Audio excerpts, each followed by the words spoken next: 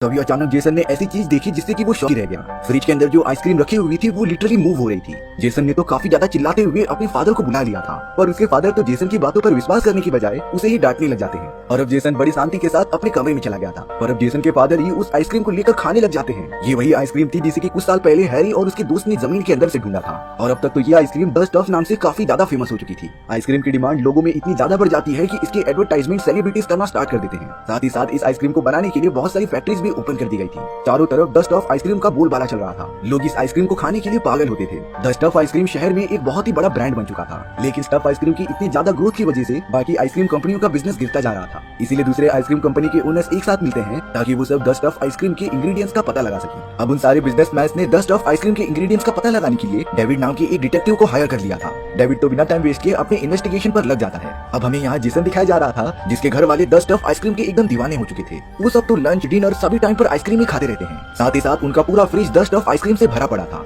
यहाँ जेसन के घर वाले उसे भी आइसक्रीम खाने के लिए फोर्स करते हैं, लेकिन जेसन को वो आइसक्रीम बिल्कुल भी पसंद ही नहीं थी, इसीलिए वो सारे आइसक्रीम फेंक देता था। अब अगले दिन जब जेसन अपनी फैमिली के साथ सुपरमार्केट में आया हुआ होता है, तब उसने देखा कि बहुत सारे लोग आइसक्रीम खरीदने के लिए लाइन लगाए हैं। वो सब एक तरीके से आइसक्रीम से एडिक्टेड हो गए थे, इसीलिए जेसन को इस बात पर बहुत ही ज्यादा गुस्सा आता है। जेसन ने वहाँ पर रखे गए सारे आइसक्रीम को खराब करना स्टार्ट कर दिया था, और तो और वो लोगों को ये भी कहता है कि वो आइसक्रीम को ना खाएं। लेकिन जेसन के इस बिहेवियर को देखकर सभी लोग यही सोच रहे थे कि वो बीमार है, इसलिए जेसन को जबरदस्ती सुपरमार्केट से बाहर निकालना पड़ा। डेविड जो कि अपना इन्वेस्टिगेशन जारी रखता है, उसने द स्टफ कंपनी की एडवर्टाइजिंग मैनेजर निकोलेट से दोस्ती कर ली थी, क्योंकि डेविड निकोलेट से आइसक्रीम के बारे में सारी चीजें जानना चाहता था। धीरे धीरे वो दोनों बात करते करते अच्छे दोस्त बन जाते हैं। इसके बाद डेविड विकी नाम के एक बिजनेसमैन के पास चला गया था, जो कुछ साल पहले द स्टफ कंपनी के लिए काम किया करता था। डेविड ने तो विकी से सारी इन्फॉर्मेशन गैदर करना स्टार्ट कर दिया होता है। विकी ने तो अपने घर में द स्टफ की काफी सारी आइसक्रीम्स रखी हुई थी, जो खुद भी खाता था और अपने प्यारे कुत्ते को भी खिलाता था। कुछ देर बाद जब डेविड का काम खत्म हो गया था, तब वो वहाँ से चला जाता है, लेकिन तभी विकी का कुत्ता एकदम आउट ऑफ कंट्रोल होकर उसके ऊपर हमला करने लगा था। विकी के कुत्ते के मुंह से वही सारी आइसक्रीम निकल रही थी जो उसने थोड़ी देर पहले खाई हुई होती है।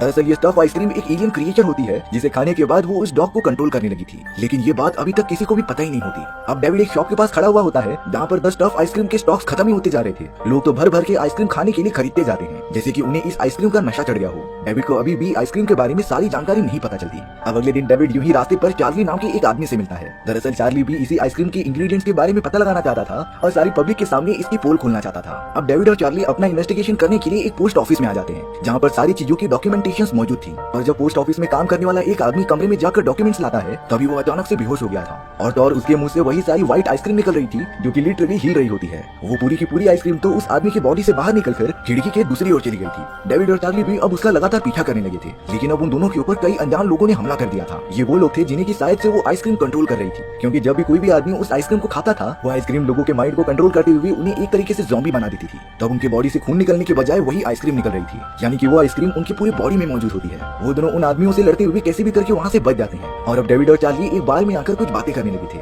अगले दिन यहाँ पर डेविड को न्यूज़पेपर में जेसन के बारे में पता चलता है। उसे ये इन्फॉर्मेशन मिली कि जेसन उस आइसक्रीम को खाना ही नहीं चाहता, और तो उसे ऐसा लगता था कि आइसक्रीम में जान है। इसलिए डेविड डिसाइड करता है कि वो जेसन से जाकर मिलेगा। वहाँ जेसन की पूरी फैमिली उस आइसक्रीम के पैरासाइट के पूरे कंट्रोल में हो चुकी थी। वो लोग तो सारा दिन आइसक्रीम ही खाते रहते थे। जेसन के पेरेंट्स उसके साथ भी जबरदस्ती करते हैं आइसक्रीम खाने के लिए। जेसन आइसक्रीम को लेकर उसे फ्लश कर देता था और आइसक्रीम कैन में शेविंग क्रीम रखकर खाता था, जिससे कि कोई भी उसके ऊपर शक न कर सके। लेकिन एक दिन जेसन के फादर को इस बात का पता चल जाता है, इसीलिए पैरासाइट के कंट्रोल में हुई जेसन की पूरी फैमिली उसे मारने के लिए उसके पीछे भागने लगी थी। जेसन तो आधी रात को ही अपनी जान बचाकर अपने घर से निकल जाता है। अच्छी बात ये थी कि जेसन को रास्ते में ही डेविड मिल गया था, जो उसे अपनी कार में बिठाकर निकोलेट के पास ले आता है। उन लोगों ने ये प्लान बनाया था कि वो द स्टफ की फैक्ट्री में जाकर एक बार चेक करेंगे, इसीलिए अपने प्राइवेट जेट में बैठकर वो तीनों निकल पड़ते हैं। जेसन काफी थकने के बाद आराम से सो चुका था, इसीलिए डेविड और निकोलेट ये डिसाइड करते हैं कि वो दोनों सबसे पहले फैक्ट्री में जाकर चेक करेंगे। थोड़ी देर बाद जब जेसन की आंखें खुली, तब उसने देखा कि पायलट को वही आइसक्रीम वाला क्रिएचर मार रहा है, और अब वो काफी बड़ा होकर जेसन पर भी हमला करने आ गया था। जेसन तुरंत ही जेट से बाहर निकलता है और भागने लग जाता है। भागते भागते वो द स्टफ आइसक्रीम कंपनी की फैक्ट्री में आ गया था। वहाँ पर एक गोडाउन होता है जहाँ से आइसक्रीम बनाई जाती थी। अब जेसन इन सारी चीजों से बचने के लिए एक बहुत ही बड़े टैंकर में चला गया था, जिससे कि वो खुद को सेफ फील कर रहा होता है।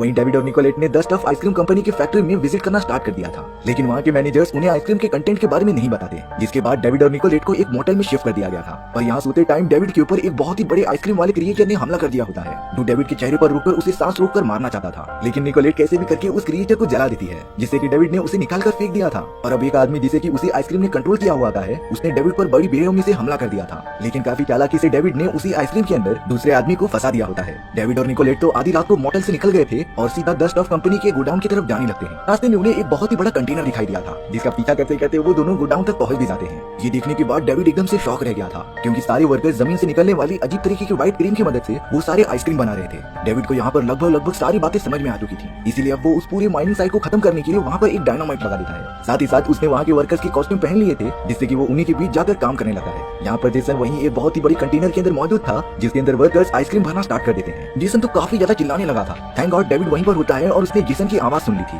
इसीलिए डेविड तुरंत उस पूरे ट्रक को लेकर वहाँ से भाग जाता है। डेविड ने बहुत ही एक्यूरेट टाइम पर जेसन को बाहर निकाल दिया था, नहीं तो वो पूरे आइसक्रीम पैरासाइट में घुलकर मारा जाता। डेविड तुरंत कंटेनर लेकर अपने मिलिट्री वाले दोस्त बेन के पास चला जाता है। डेविड ने बेन को द स्टफ कंपनी के आइसक्रीम के बारे में सारी बातें बता दी थी, जिससे कि बेन भी रेडी हो गया था डेविड की मदद करने के लिए। बेन ने अपनी पूरी मिलिट्री की टीम को गोडाउन पर हमला करने के लिए भेज दिया था। हालांकि वो सब सारी कंटेनर्स को डिस्ट्रॉय कर देते हैं, लेकिन आइसक्रीम का वो क्रिएचर मिलने के बाद काफी बड़ा हो चुका था, जो लगातार मिलिट्री सोल्जर्स पर हमला करते ही रहता है। इसीलिए बेन ने सिचुएशन को अच्छे से देखते हुए सभी को पीछे हटने के लिए कह दिया था। अब वो सब मिलकर डिसाइड करते हैं कि वो सब ब्रॉडकास्टिंग रूम में चले जाएंगे, जिससे कि लोगों को सच्चाई के बारे में बताया जा सके। डेविड, निकोलेट और जेसन तो ब्रॉडकास्टिंग रूम में पहुंच गए होते हैं। तभी वहाँ पर डेविड का दोस्त चार्ली आ गया था, लेकिन यहाँ पर ये रिवील होता है कि चार्ली भी उस आइसक्रीम के कंट्रोल में है। चार्ली के पूरे मुंह के अंदर से वो आइसक्रीम बाहर निकलने लगी थी, जो अब लगातार जॉर्डन पर हमला करने के लिए चली जाती है।